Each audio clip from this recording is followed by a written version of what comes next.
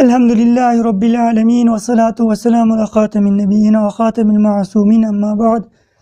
امام ابو حنیفہ کا فارسی میں قرأت کے جواز سے رجوع۔ سوال یہ ہے کیا امامنا امام اعظم ابو حنیفہ نعمان بن ثابت رضی اللہ تعالیٰ عنہ مبارک فارسی میں قرأت کرنے کو جائز سمجھتے تھے یا نہیں؟ یہ سائل کا سوال ہے۔ بسم اللہ الرحمن الرحیم۔ الجواب بعون الملک الوہاب، اللہم ہدایت الحق والصواب۔ محترم سامعین کرام، ابتدائے امر میں امام اعظم ابو حنیفہ رحمہ اللہ فارسی زبان میں قرأت کے جواز کے قائل تھے، لیکن بعد ازاں آپ نے اپنے اس قول سے رجوع فرما لیا، لہذا قرآن کریم کی قرأت صرف عربی زبان میں ہی درست و معتبر ہے، غیر عربی میں ادا نہیں ہوگی۔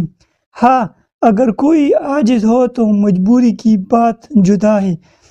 التفسیرات تفسیر احمدیہ میں ہے، ملا جیون رحمہ اللہ فرماتے ہیں پارہ 19، اور ہمارے نزدیک مذہب یہ ہے کہ جس بات میں احتمال ہو اسے محکم بات کی طرف لوٹایا جاتا ہے، پس قرآن کی قرأت صرف عربی زبان ہی میں جائز ہونی چاہیے، اور تحقیق امامنا امام اعظم ابو حنیفہ رحمہ اللہ کا صاحبین کے قول یعنی امام محمد و امام یوسف رحمہ اللہ کے قول کی طرف رجوع کرنا صحیح طور پر ثابت ہے، اور اسی پر اعتماد تفسیرات احمدیہ میں موجود ہے۔